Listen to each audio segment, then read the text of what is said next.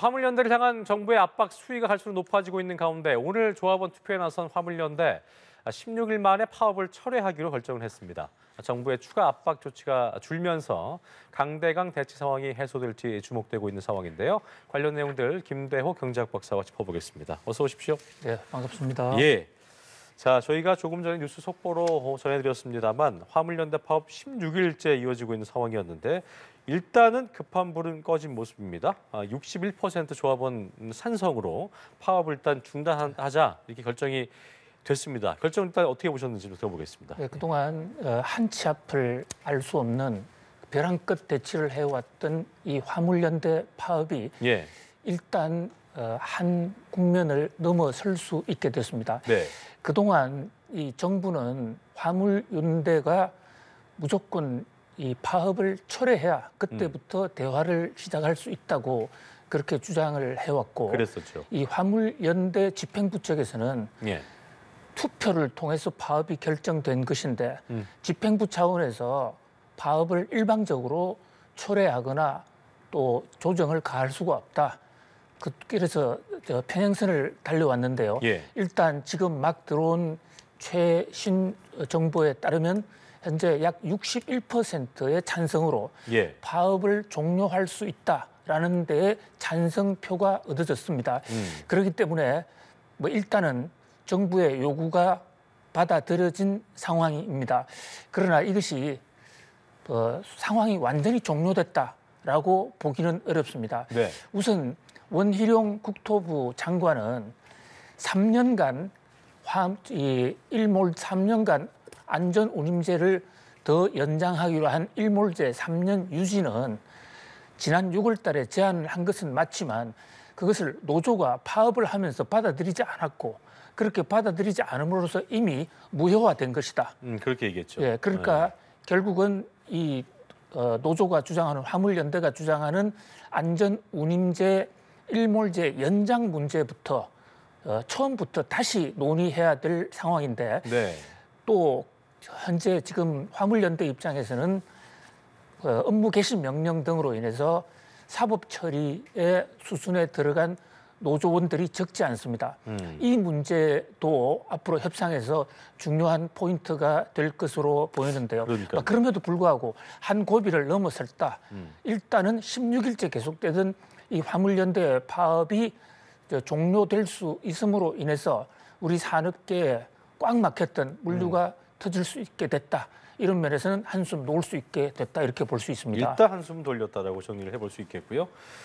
2주 넘게 장기화되다 보니까 산업계 피해가 누적되고 있는 상황인데 철강, 또 석유화학, 정유, 시멘트, 자동차 이 5개 업종에서는 보니까 지난 6월 파업 피해 규모를 넘어섰다고 하고요. 그나마 좀 버텨왔던 철강, 석유화학사들도 공장 가동 중단을 우려하는 상황이라고 하는데 피해 규모는 현재까지 어떻게 좀 지켜졌습니까? 16일간 이제 갑작스럽게 물류가 중단됐습니다.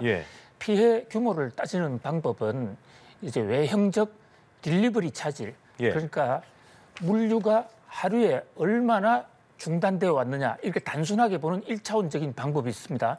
그것을 기준으로 볼 때는 정부 측 통계에 따르면 하루에 약 3천억 원 정도의 물량이 제때 공급되지 않았다. 그로 인해서 현재까지 약 2조 6천억 정도의 피해가 있다. 이게 현재 그 액면 피해입니다.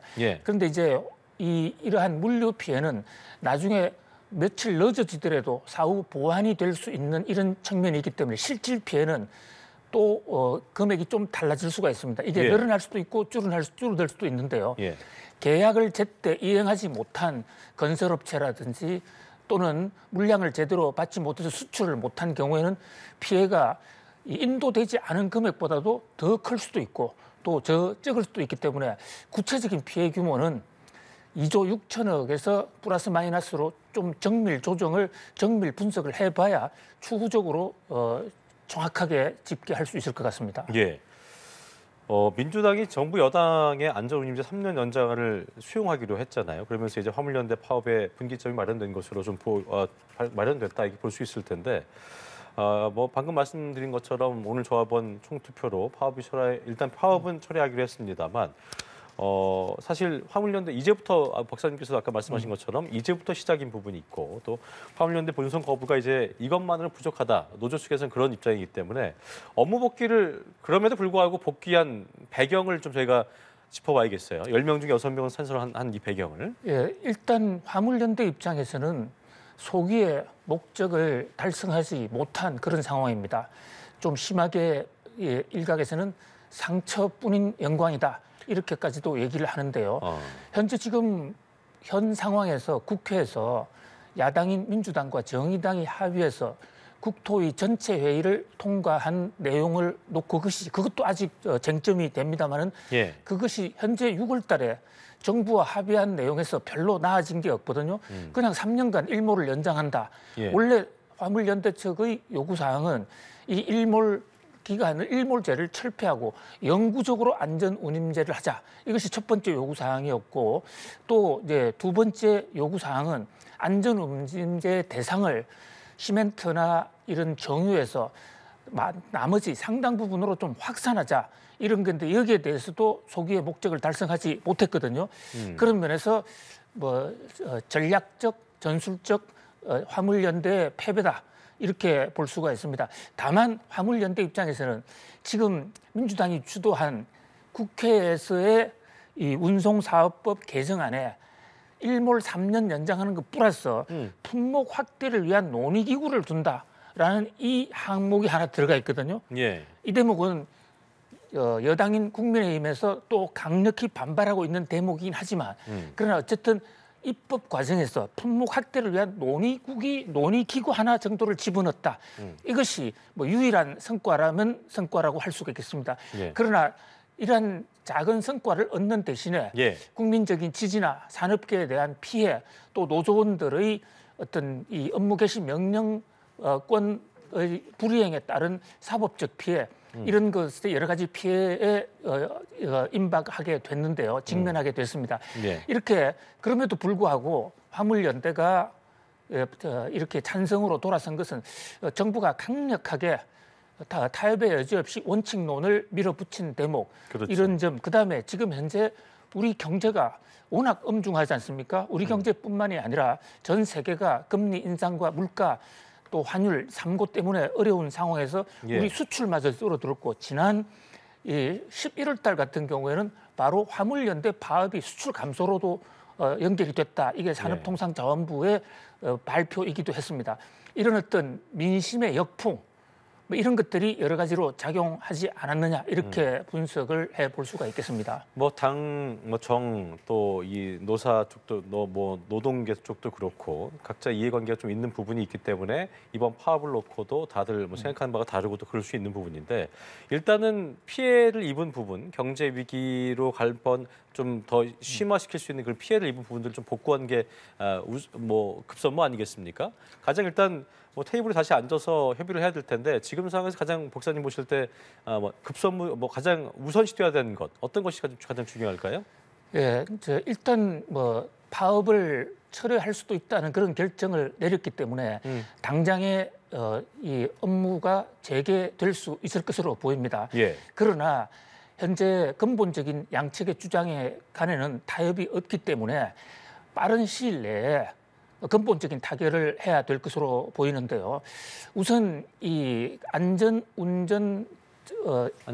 안전운임제 여기에 대한 어떤 그동안의 3년간의 실적을 토대로 한 어떤 보완의 필요성 이를테면 그 노조 화물연대 소속의 근로자 이른바 차주들이죠. 차주들의 어떤 생계도 보장하고 또 화물의 안전, 교통 안전도 보장할 수 있는 그런 어떤 합리적 방안을 좀 마련해 볼 필요가 있다 이렇게 볼 수가 있습니다.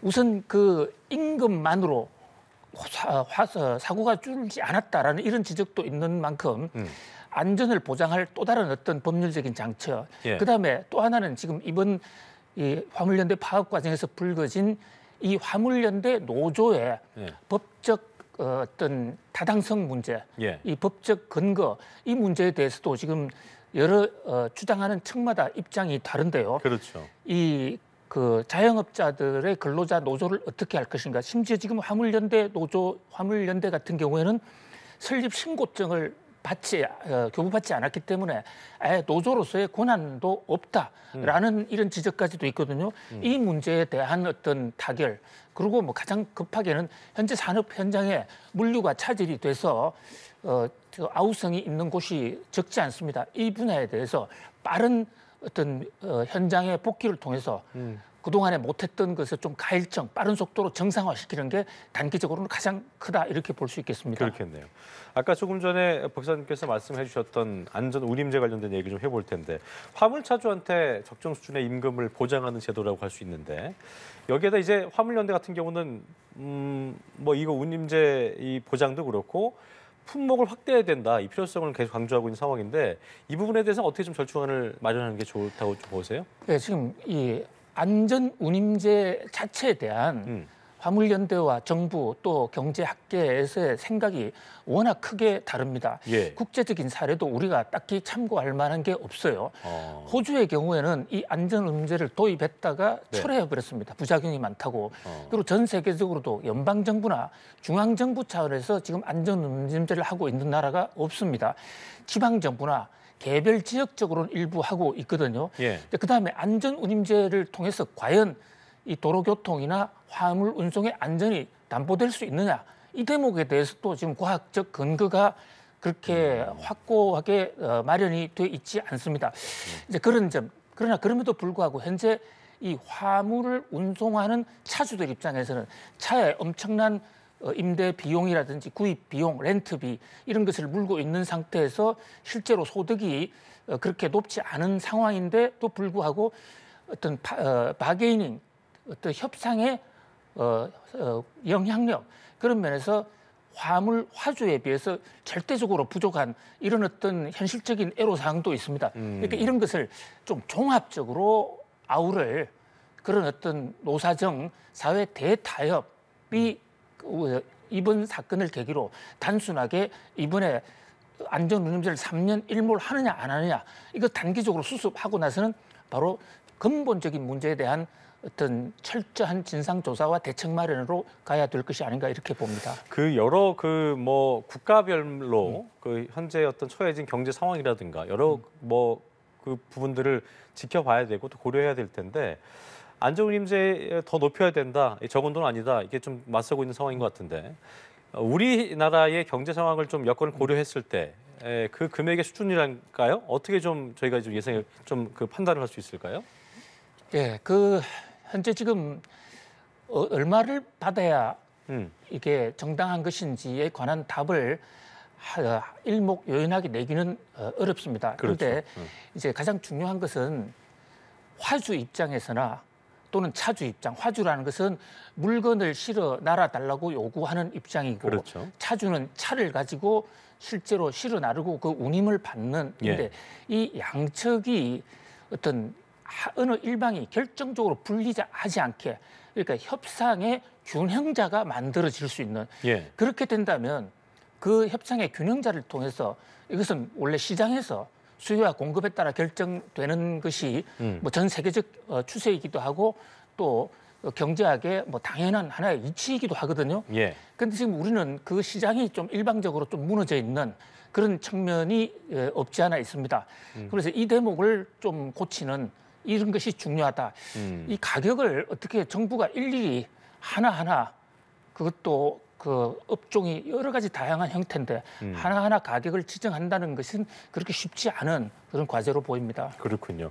그 품목 확대되는 부분은 필요성을 좀 어떻게 생각하세요? 박사님 입장에서는? 네, 품목 확대 여부도 이게 지금 품목이 현재 철강, 정유, 또 시멘트 뭐 이런 쪽으로 되어 있는데요. 비교적 이것은 좀 그 물량도 많고 표준화가 쉬운 부분인데 품목을 확대했을 경우에는 개별적으로 상황이 또 많이 달라지는 이런 문제가 있을 수 있거든요. 그런 면에서 이것은 뭐 상당히 복잡한 문제가 될 수 있습니다. 그래서 품목 확대를 논하기에 앞서서 예. 우선 안전 운임제의 경제적 타당성과 합리성 여기에 대해서 먼저 합의를 해가면서 단계적으로 품목 확대도 논의해야 되지 않을까 이렇게 개인적으로 생각을 해봅니다. 알겠습니다. 정부의 노력이 필요한 상황이라고 저희가 볼 수 있겠네요. 자, 지금까지 경제 읽기 김대호 경제학 박사와 짚어봤습니다. 오늘 말씀 고맙습니다.